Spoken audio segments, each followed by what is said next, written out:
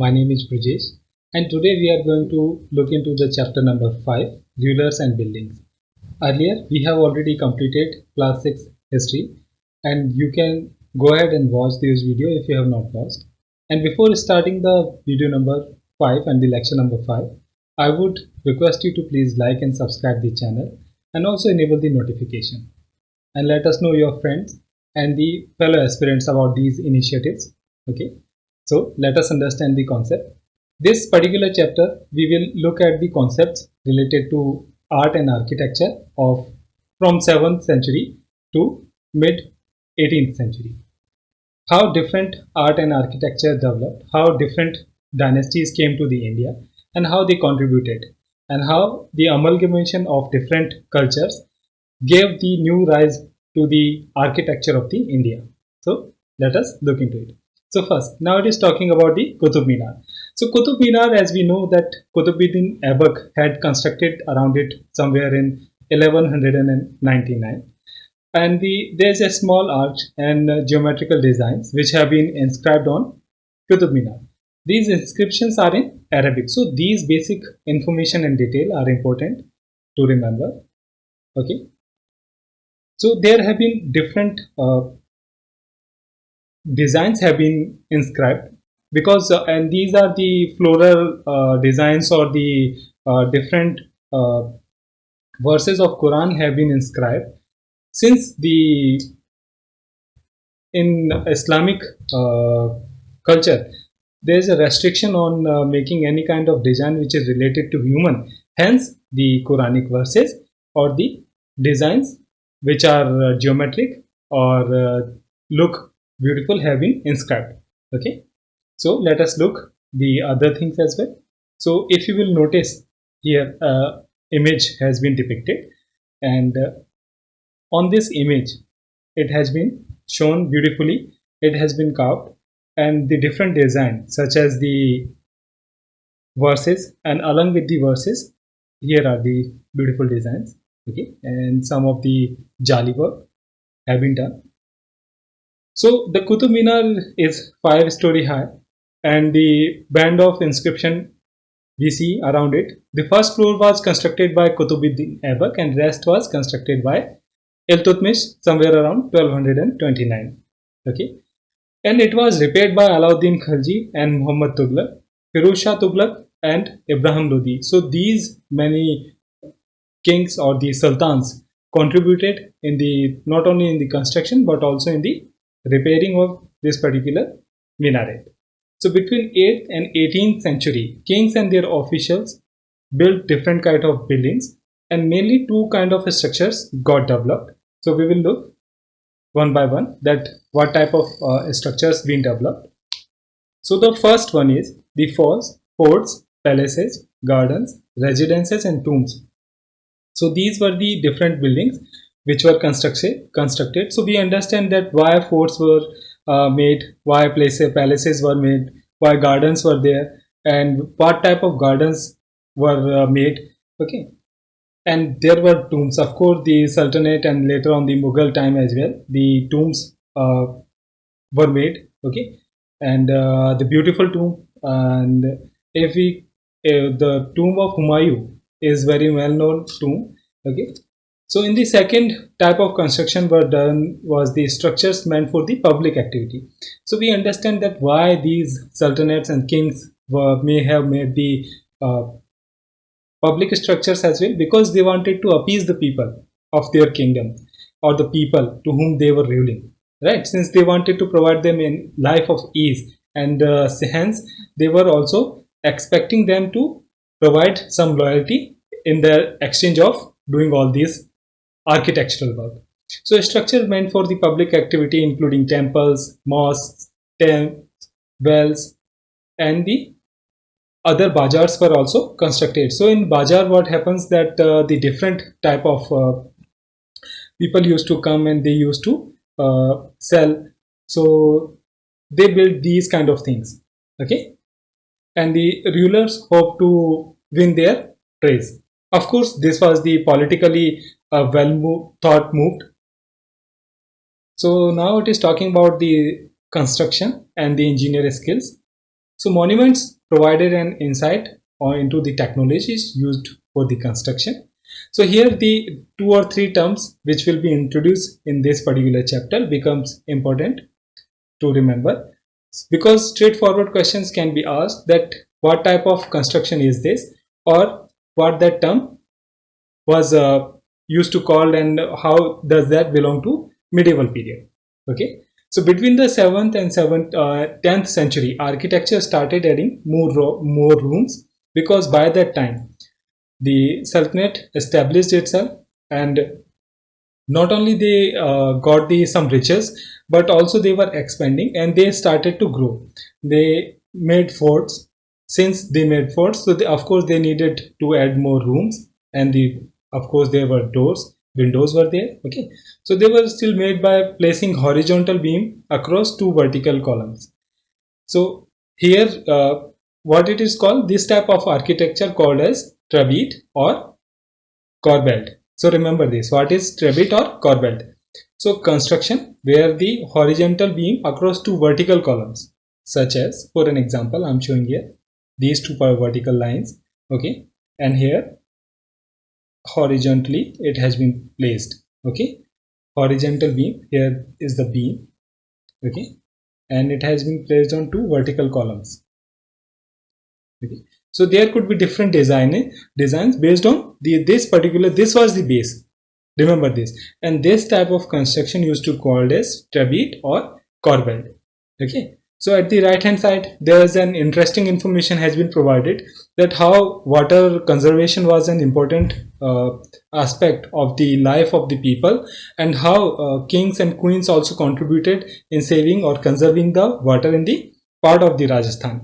So Rani Ji Ki Bauri, or the Queen's Step Well, located in the Bundi in the Rajasthan, is the largest among the 50 step walls that were built to meet the need for water. So we understand, since there is a water scarcity in the part of the Rajasthan, hence these kings used to take such type of steps. So this Rani Ji Ki Bauri is very beautiful construction. Was constructed by whom?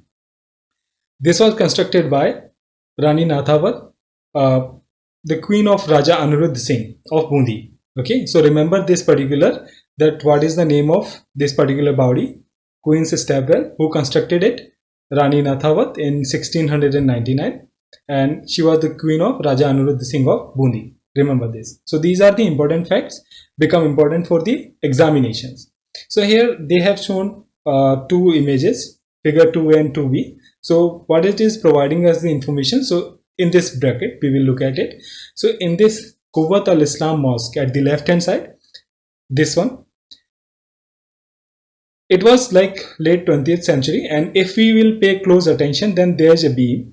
Okay, and on the pillars it has been placed, then the other designs have been made. And the figure 2b, corbelled technique used in the construction of the screen. So these corbelled type of structure have been used for the construction of the screen. Okay, so this was the basic purpose of this type of construction, and it used to provide them a strong base. And of course beautification was one of the important aspect of these structures. So now it is talking about the temple construction in the early 11th century. So remember, in 2020 there have been a question directly being asked, because, and most of the question in the art and architecture have been asked whenever there is a particular structure have been in discussion, such as that time the design of parliament was in the discussion. So a straightforward question was asked at that time, hence these construction becomes important for us, since a straightforward question may be asked in prelims. So pay utmost attention. So Kandariya Mahadev temple, dedicated to Shiva, was constructed in 999 by King Dhangadev, okay, of the Chandela dynasty. So remember the name of the which dynasty, which temple constructed in which year, and to which god it is dedicated to. So Kandariya Mahadev temple, as the name indicated, that Lord Mahadev, it is dedicated to Lord Mahadev. So it was constructed for Shiva in 999 by King Dhangadeva. Okay, and he used to belong from Chandela dynasty. So at the left hand side, design has been constructed, just a map has been provided, and here this is the image of the temple. Okay, so let us move ahead. The image of the chief deity was kept in the main shrine, which is known as the Garbhagriha. So what is Garbhagriha, what is Sanctum Sanctorum, all these terms we will look, but here the basic information has been provided. So Garbhagriha was something in which the chief deity used to be placed, and on the top of that there was a Shikhara. Okay, and the Shikhara used to be called as with the different name in the such as in the north there was different name, in the southern they used to be called by the different name, and in the east they used to be called with the different name. So we will understand that what type of name has been given at the in the different parts of the India. Okay, let us move ahead. So this was the place of the ritual worship where only king and his immediate family and the priest gathered. The Khajuraho Complex contained royal temple where the commoners were not allowed the entry. The temple was decorated with the elaborately carved sculptures. So now it is talking about the Khajuraho Complex.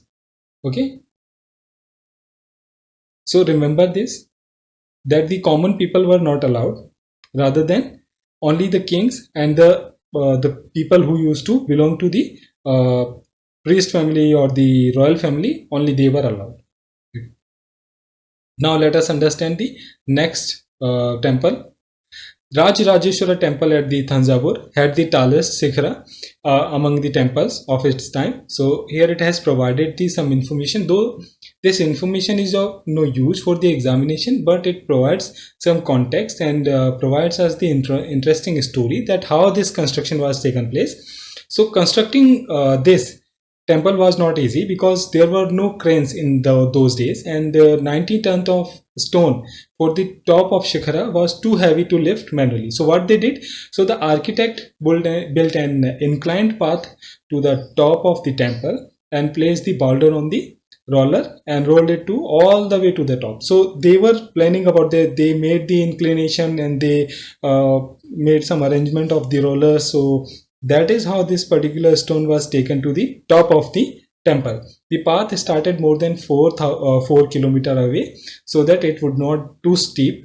It was provided such that so that it should not be too much inclined, or it should not have the too much steep. Okay, so this was dismantled after the temple was constructed, but the resident of the area remembered the experience of the construction of the temple for a long time.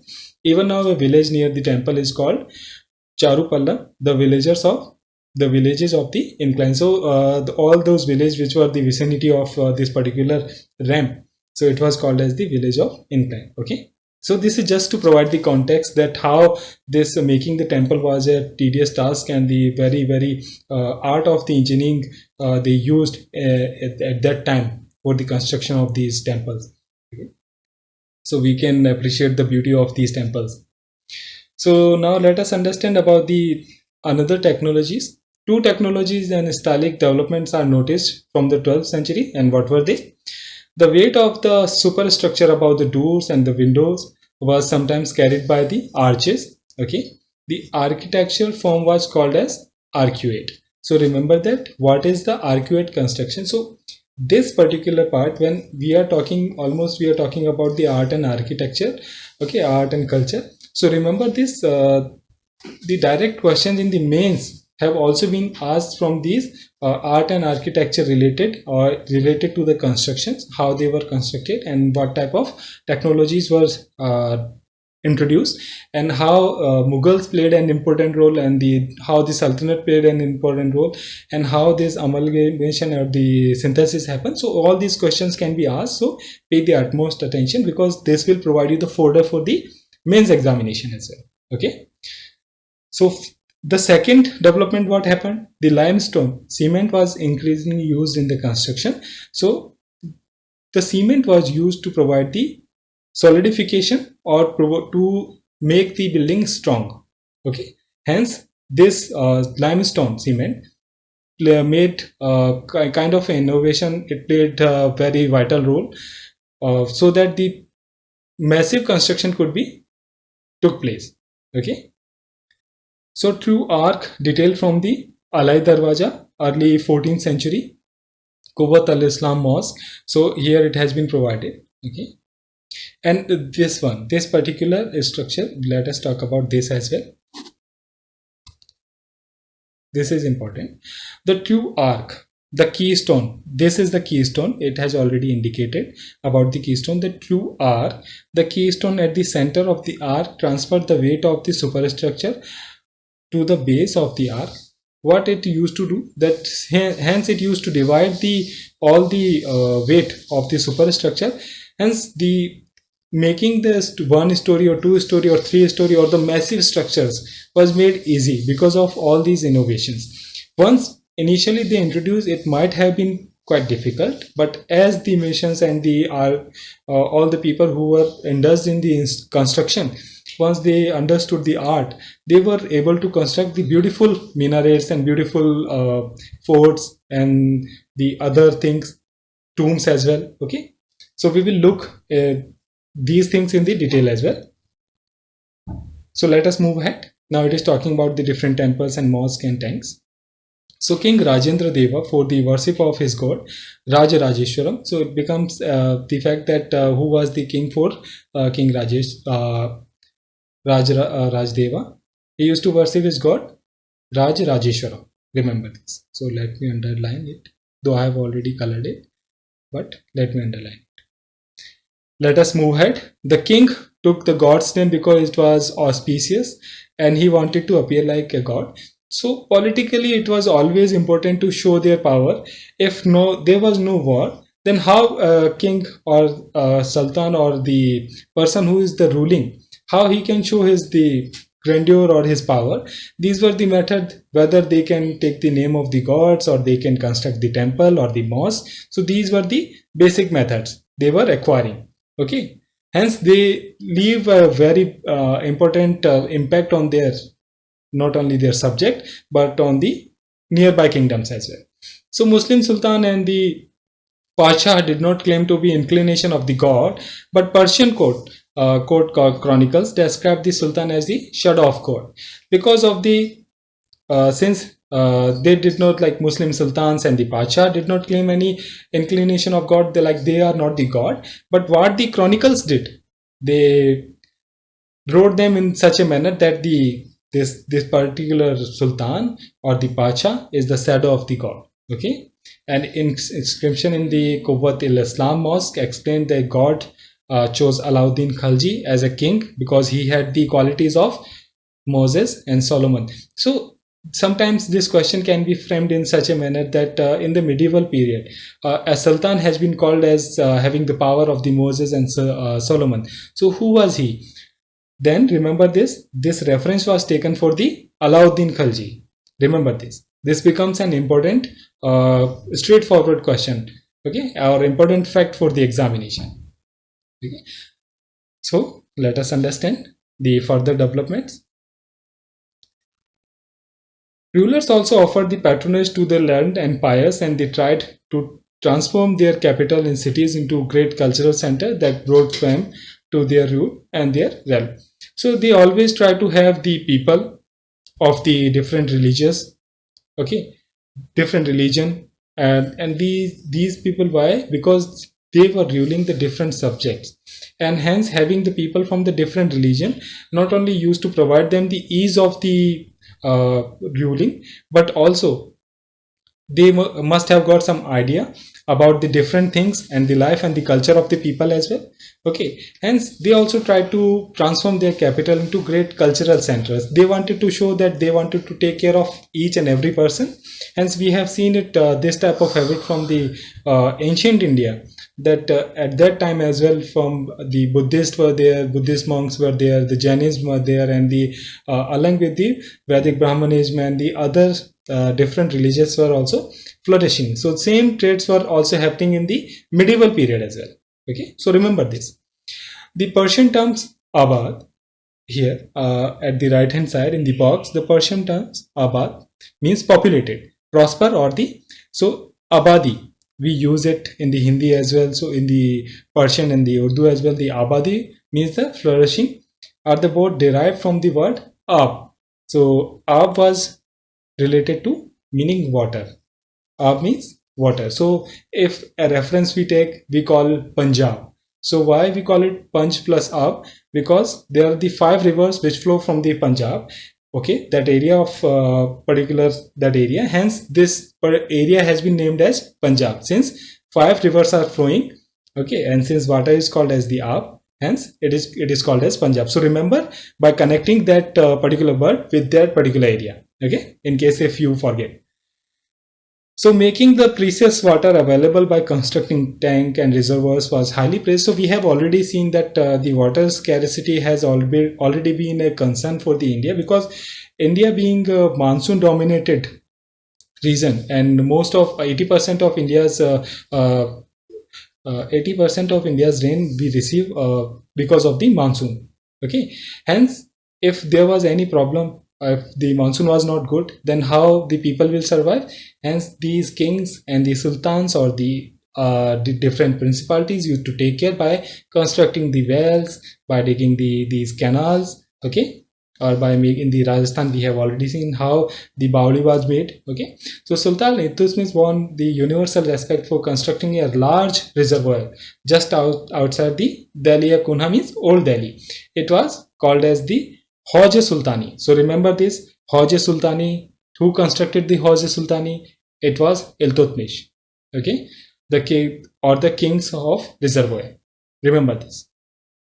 So here it has shown the beautiful image of the Harminder Sahib, which is the golden temple with the holy Sarovar, okay, in the Amritsar. So we can understand that how water has already always been an important and the pious thing for the in the prospect of Indian subcontinent. The temples, why the temples were destroyed? So earlier we have already seen that the temples were the easy money for any kingdom. Whenever any, because the temples were flourishing places, and the in the vicinity of temple several people used to live, and not only people but the traders also come for the trade. Hence, or the devotees used to not only provide the gold and the silver, but they were hugely rich. Hence these kings who were attacking to the neighboring kingdom, they always used to plunder these temples. Okay, in the early 9th century, when the Pandyan king Srimara, remember this name particular. So who was the Pandyan king? Srimara Sivallabha invaded Sri Lanka and defeated. So this particular Pandyan king, remember this, though I have already underlined it. Pandyan king Srimara Srivallabha invaded Sri Lanka and defeated the king Sena one. Okay, and he removed all the way. So as per there was a chronicler Dhammakirti. What he mentioned that he removed all the valuables and the statue of Buddha and the entirely of the made of the gold in the jewel. Okay, and these things were taken from there. Okay, the blow of the pride of the Sinhalese ruler had to be avenged by the next Sinhali ruler, Sena II, ordered these general to invade the Madurai. So later on, this particular person, Sena II, he was the ruler of the Sri Lanka who invaded the capital of Pandyas later on. Okay. So hence he avenged. So at the left hand side, if we look, the Mughal Charbagh image has been shown. A basic plan has been shown. Okay. So what was the Charbagh? Charbagh in Humayun's tomb, Delhi, 1562. This was the time of the construction of Humayun's tomb. Hence this particular timeline has been provided. So let us understand about the Charbagh and the different designs. In the early 11th century, when the Chola king Rajendra I built the Shiva temple in his capital, he filled it with the prizes, okay, statues seized from the defeat of the different rulers. So it has provided the list. That list included a sun pedestal from the Chalukyas. So he got it from the Chalukyas, sun pedestal, a Ganesha statue, and several other statues of Durga, a Nandi statue from the Eastern Chalukyas. Okay, so all these have been taken. So they must have defeated these Chalukya kings, and he has collected all these things from there. And the image of Bhairava, a form of Shiva, and Bhairavi, has been taken from the Kalinga of Orissa, and the Kali statue from the Palas of Bengal. So I have already marked that this is an important paragraph. So remember this. What all things he has taken it and collected from there. Okay. Let us move ahead and let us understand. So gardens, tombs and fort we will look at. Before that, at the left hand side in the box. So terraced Charbagh at the Shalimar Garden, Kashmir, 1620 and 6. So these are the basic plans have been provided. So remember what we need to remember, that the Shalimar Garden was in Kashmir, okay, and the Charbagh adapted as the riverfront garden at the Lal Mahal Badi. Okay, so what was the Charbagh concept and why it got so much famous? Okay, let us understand that as well. So under the Mughals, architecture became more complex. Okay, the Babur described his interest in planning and laying out the formal gardens and placed within the rectangular wall enclosure and divided into 4 quarters by artificially channels. So the Charbagh concept, let us understand, since Babur did not get the opportunity as he was there till 1526 to 1530 only, so he got very little time to made any remarkable construction, though he made Charbagh concept very popular. So what was Charbagh concept? So it was like that. It was like that, making 4 gardens, and all these equal garden, these all were the squares. Okay, these all 4 were squares, and here were the canals or artificial way of making the water. So if you will pay attention at the right hand side here, so here they have made it. So there used to be water used to flow in these canals or in using these ways. Okay, so these gardens were called as the Charbagh. The gardens, 4 gardens, because they are symmetrical, division into quarters, and beginning with the Akbar, and some of the most beautiful Charbagh were constructed by Jahangir, Shah Jahan, and in the Kashmir, Agra and Delhi. These were the different places where these were constructed. So architectural innovation during Akbar's reign, Akbar architecture turned the tomb of his Central Asian ancestor Timur, and the central towering dome and the tall gateway, which was the tall gateway used to called as Pistak. Remember this. What is, if a question can be asked, that what is the medieval term Pistak used to related to? So it was a tall gateway. Okay, so it was providing us the basic information that how Akbar was impressed with his ancestors. So he also got the idea of architecture from there and introduced the dome and the other architectures related to the ancestral place. Okay, so these all things became popular. The tomb of Humayun, so which we were talking, so it is a beautifully constructed tomb. It was constructed between 1562 and 1571. So it was constructed after the death of Humayun, because in 1556 Humayun was no more, and after that Akbar started ruling on the throne. Hence it was constructed in the reign of Akbar, okay, after the death of Humayun. So here the throne of and the balcony of the Diwan-e-Am has been shown. So the beautiful design have been made here. Okay,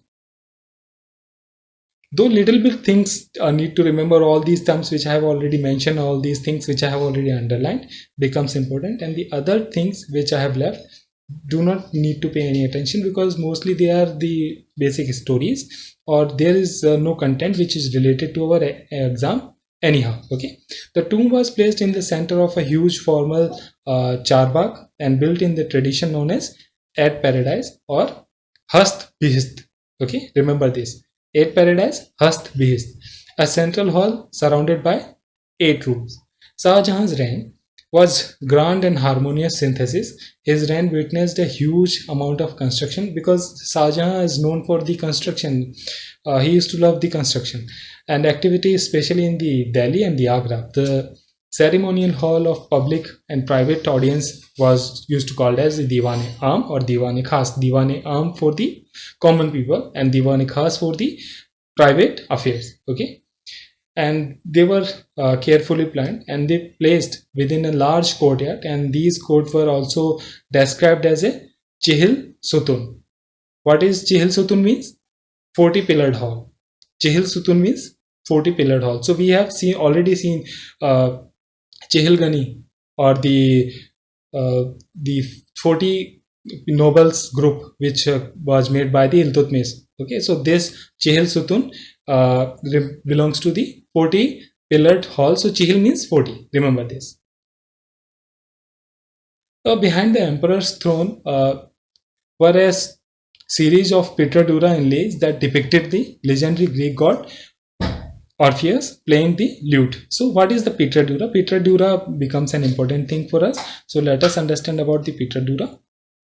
So in this particular chapter, different terms such as Petrodura or the tribute art and arcuate design, all these becomes important.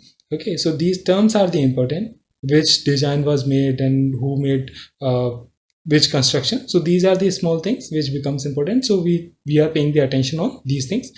So Petrodura was a colored hard stone placed in the depressions carved into the marble or sandstone, creating beautiful ornate patterns. Okay, so it was something like the beautiful small precious stones used to be engraved in the depressions of the wall or the background of the throne of the king. Okay, so in the early year of the reign of Shahjahan, capital was at Agra. Later on, it was changed. Okay, so it is just providing that how he does not want the nobles to take the places near to the Yamuna. Okay, so he all planned all these things. So Shahjahan adapted the riverfront garden in the layout of the Taj Mahal. Here, the white marble mausoleum was placed on a terrace by the edge of the river, and the garden was to its south. So it is now talking about the Taj Mahal, that how it was a construction and what was the arrangement. Where is the garden? Okay, so all these things. Here is the Taj Mahal, world famous Taj Mahal. It was completed in 1643, made at Agra. So now it is providing about the construction, which is of no use for us. A complete map or the plan has been provided, though it is just to provide the context and just to make the understand that they used to plan the cities properly. So this was the map of Shahjahanabad in 1850. In the new city of Shahjahanabad that constructed in Delhi, the imperial palace commanded the riverfront. Okay, now they're talking about the region and the empire. A construction activity increased between the 8th and 18th century in Vijayanagar as well, strongly influenced by the style of the architecture found in the adjoining Sultanate of Vijapur and Golconda. Okay, so now it is talking about the Vrindavan temple. So here also the same information has been provided, that the interior temple of Govind Dev Ji in Vrindavan 1590, the temple was constructed out of red sandstone. Okay, so now it is providing the other detail, that how the ceiling and the roof were made. Okay, so in Vrindavan near Mathura, the temple were constructed in the architectural style that were very similar to Mughal palace in Fatehpur Sikri. So it was very similar to the design in the to the palace of Fatehpur Sikri. Remember this. Okay, where it was made in the Vrindavan Mathura. In Bengal, for example, the local rulers developed a roof that was designed to resemble the thatched hut and the Mughal like the Bangla dome, so much so that they used it in their architecture. So this thatched dome became so popular because the Mughals liked it very much, and they started using it in the several constructions. Hence, it got the prominence. In the Akbar's capital, Fatehpur Sikri, many of the buildings show the influence of the architectural style of Gujarat and Malwa. Because if once we will understand he won the Gujarat, and in the commemoration of that, the Fatehpur Sikri, that particular entrance was made.